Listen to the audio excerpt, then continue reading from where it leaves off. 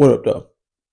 So, what if I told you that how many ever applications you think you're going to put in, it's not enough? And where you put them in is not expansive enough. So, let's get into it. Let me get settled.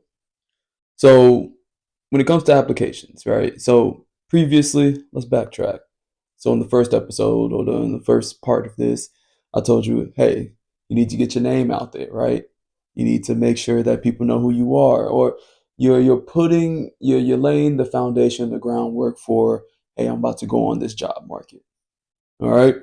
So before that, right, or during that, you're pretty much saying, hey, putting fillers out there. It's like, oh, am I marketable enough, right?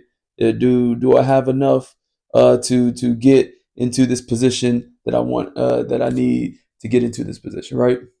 So, and what you need to remember about that particularly, right, is that you need to make sure that you treat it as a job talk. The advice that I've gotten over the years, right, from my mentors is that every talk, no matter what it is a job talk, especially when you're a postdoc, especially when you're a grad student, right?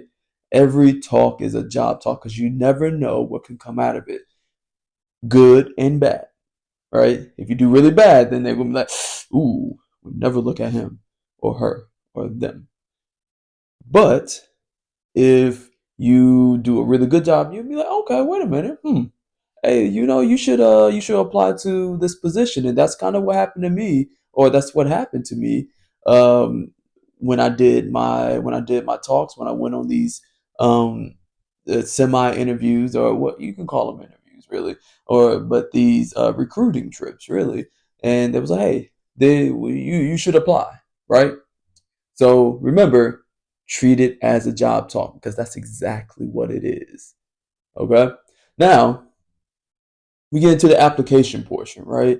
And you do these really early, and they start rolling out at different times. And the main times they start rolling out, if I remember correctly, is June, July, August area, right? In the summer is when they start rolling out um, a lot of these job postings. But some universities are a little slower than others. They might do off-cycle hiring, things like that. So just make sure you're looking out for those.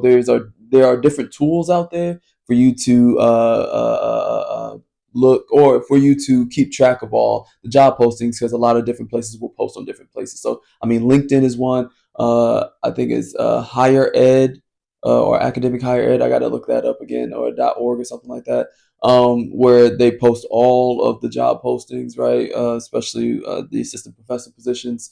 But also, right, um, you want to make sure you set up accounts. You want to get notifications, all those things, right?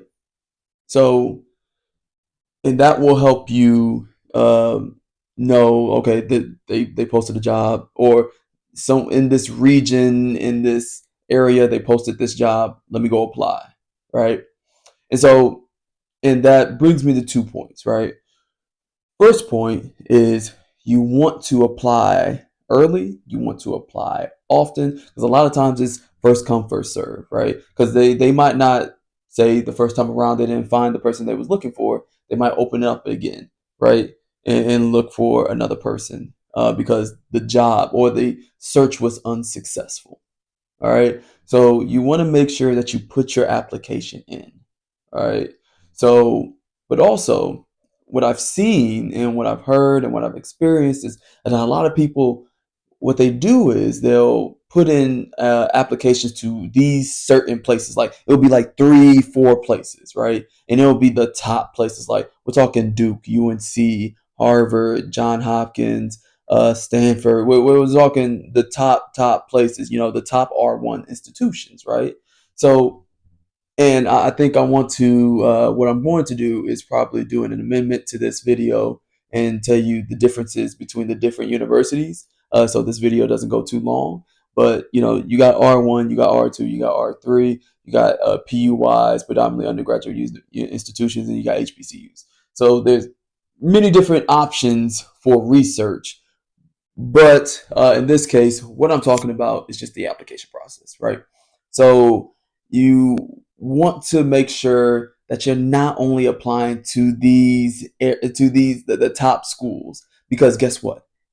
Everybody's applying to those top schools, right? Especially in your area. And that's also a thing, right? You got to remember that sometimes places don't have job openings, right? Sometimes they don't have space. So you have to take, if you're going to go on the job market at a certain time, you got to take what you can get. Unless, and this is a big asterisk, a big caveat, unless you are the top of the top, you've gotten a K99, K01 award, and these big institutions are after you. And don't get it twisted. These places will make space. For example, when I was at Vanderbilt, I seen a lot of empty labs. And they weren't recruiting people, but they wanted certain people to come in. So or not to say they weren't putting job postings out there, but they were recruiting people in different ways, right? So it's kind of convoluted that way. So if you are, atop of your field, and they recognize that, and they was like, okay, yeah, we got space. So they got the space, they got the money, but most of these places, right? They'll put out a job posting, right? They'll put in an ad for your position, and you gotta read the description of each one. Okay, make sure that you can get in where you fit in. Make sure that they're looking for what you're looking for, because a lot of in the description, a lot of job postings will say, oh, we're looking for, or in our department we usually have this, we're looking for that, right? Some can be vague, all right. Some can be really, really vague, and and it's up to you. It's up to your discretion whether or not you apply or not. All right. So, but also you want to make sure that you apply to as many as possible. So I want to put the numbers out there.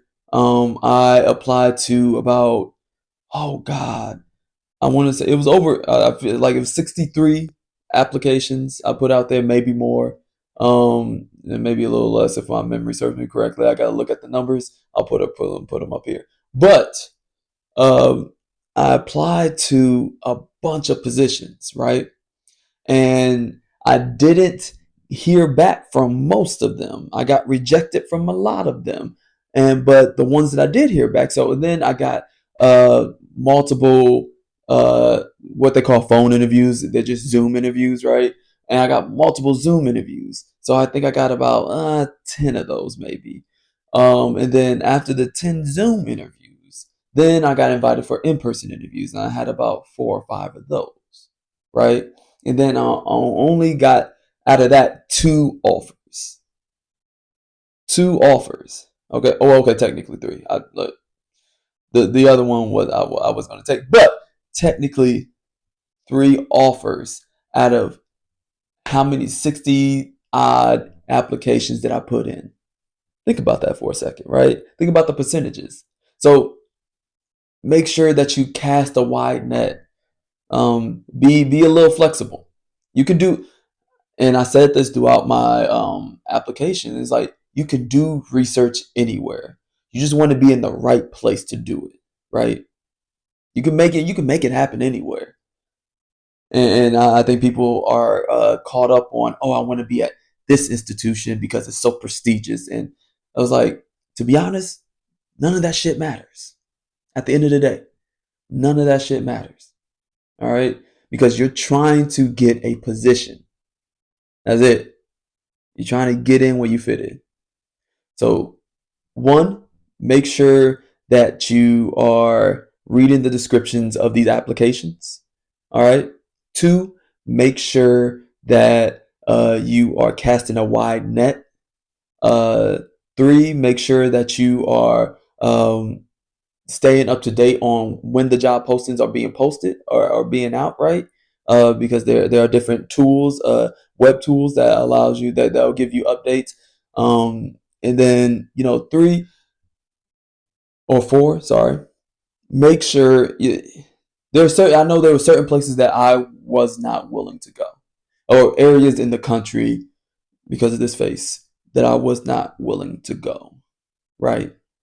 Um, or places that I did not want to exactly live. The Deep South was one of them. I was just like, I don't know how I feel about living in the Deep South or raising a family in the Deep South, right? I didn't know how I felt about that, so I was just like, let me not do that. The Northeast, too expensive. The West Coast, too expensive. I want so what I was looking for specifically was cost of living and a good place to do research and to make an impact, right?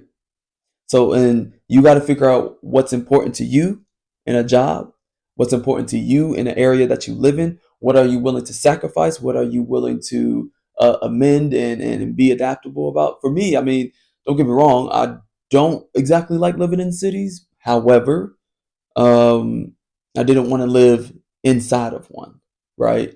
And now I live about an hour and a half away from a large city, which is fine for me. I can do that, right? So you got to figure out what is it that you need, what is it that you want. I suggest, because I did this a lot, writing it down. What are the places? What does the place need to have for you to go there?